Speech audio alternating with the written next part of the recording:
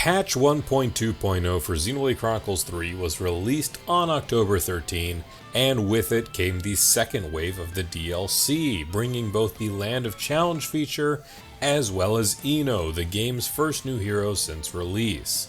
Hey everyone, it's Yggdrasil, and today I'm going to be bringing you all up to speed with everything related to Patch 1.2.0. We have a few different things to talk about, so let's dive right in. Now let's quickly go over the actual patch notes, because while the patch is a DLC-centric one, there are things that will be affecting everyone regardless of if you've purchased the DLC or not. I'll also be leaving a link down below to the Nintendo support page that lists all of these changes and fixes for your convenience. First up isn't more of a fix, but rather addressing an oversight. Now, those who've gone through a rather spoilery Ascension quest required an item called Soy Primo Sauce to cook a meal required to complete said quest. Well, the reward for the quest was the ability for Manana to cook that meal, but Soy Primo Sauce was ultimately unavailable to obtain after the quest was completed. So Monolith chose to add Soy Primo Sauce to the City Caravan's shop repertoire for anyone who wants to make that dish. Next up is a direct buff to the acceleration art that Flash Fencer has, in that the stance will now last a little longer when used as part of a fusion. Great considering that even at max rank, when not used as part of a fusion, the art has a recharge time of 36 seconds. We also have two main fixes, the first of which being that the monster drops Gogol Dalm and Gogol Alipal that were previously not dropping now correctly are, so people can finally complete all of the Collectopedia requests. The other listed fix is an audio one that I didn't even know existed because I don't recall it even happening to me, but if you fell off the map on top of the character yelling as they fell, it would also play their line of them falling in combat. So they just removed that part, and now our characters can scream as they fall into the abyss as the architect intended. Lastly, before we get into the DLC segment, I want to talk about the biggest feature added that is available for every player, and that is the Save Party Formation feature. This is a brand new feature added to the game that saves the state of all your party members with up to 15 save slots. That's each character's current class, arts, skills, gems, accessories, and the hero of your choice that you can now hop back and forth between once you've set them up and saved them.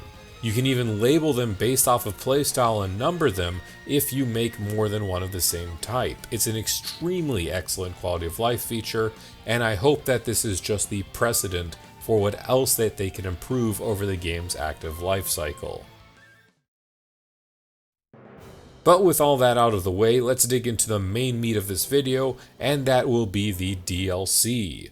Wave 2 of the DLC introduced not only the return of the Land of Challenge, but also brought out a new character in Eno, the Nipponic Champion, a defender dual-wielding weapons aptly called Eno Sabers. While I won't be going into her quests, I just want to say that they were very enjoyable, and a small love letter to players of Xenoblade Chronicles 2, with a few references thrown in from both of the prior games. As for the playstyle of the character herself, well, she's sort of a mixed bag.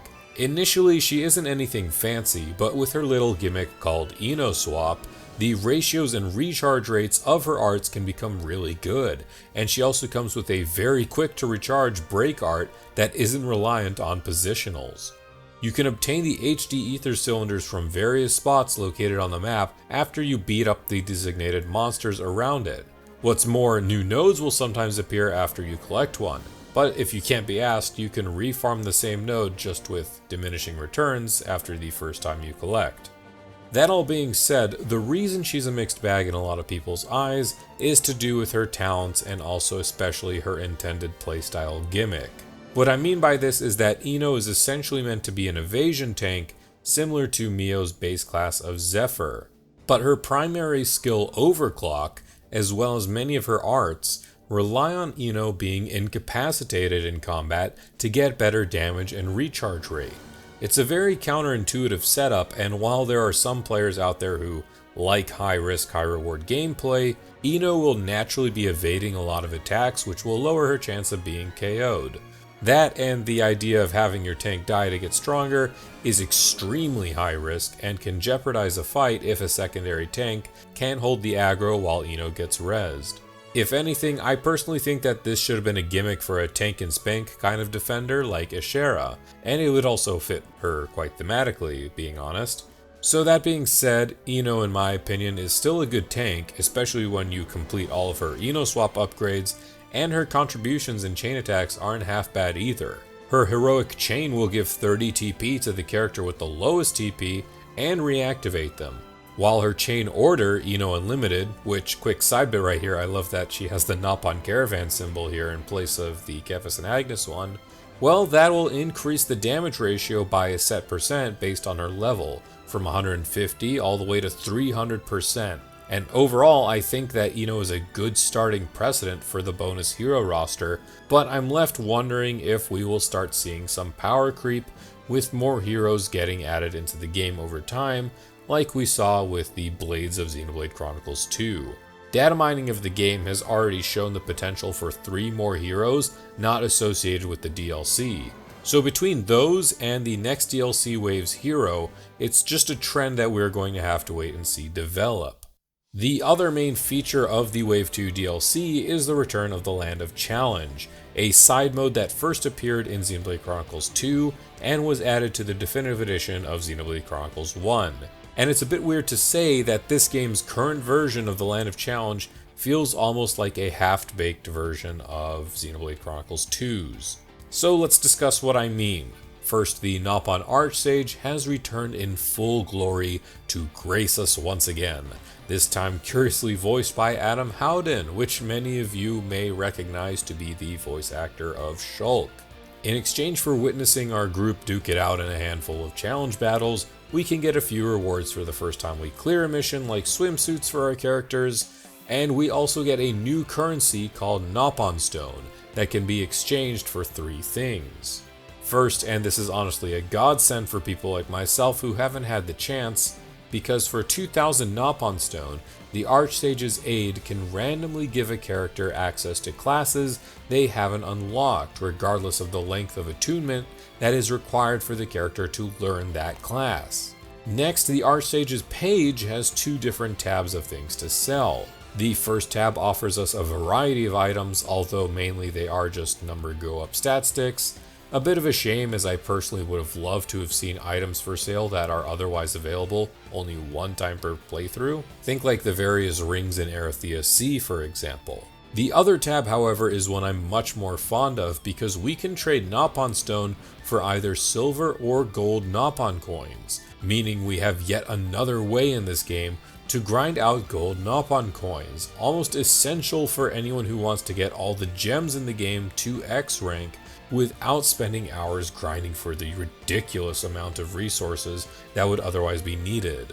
To make the deal even sweeter, completing a challenge battle will sometimes cause other battles to drop 3 times the Nopon Stone if you select those. Up to 5 battles at a time can offer the 3x reward, and honestly I think it's a great idea since it will promote players from not being monotonous and not grinding the same mission over and over again, at least for missions where the 3x bonus would yield a net positive for the Nopon Stone. So it sounds pretty good. Why did I say that it felt half-baked earlier? Well, because it very much is. Unlike Xenoblade Chronicles 2, which had the bulk of the Land of Challenge available in just one patch, Xenoblade Chronicles 3's version is very much only halfway implemented. There are 18 missions in all at the moment, as compared to Xenoblade Chronicles 2 version having 27 in all. The overall difficulty of these are surprisingly low, even on hard mode. Having done a few myself, I ran a suboptimal team without even thinking about composition, and was able to easily smash all the missions 3-star or below on hard mode, and from what I've heard from many other people, the 4 and 5-star missions aren't all that difficult if you can set up appropriately. I can appreciate some of these having nice little bonus rules, like the one where you can only play as Soul Hacker, and the one where you can goof off in the Ouroboros mode for a very long time, but there just aren't as much of these as I would like to see. On top of that, many of these waves can go by pretty quickly, especially if you have a lot of AoE setup.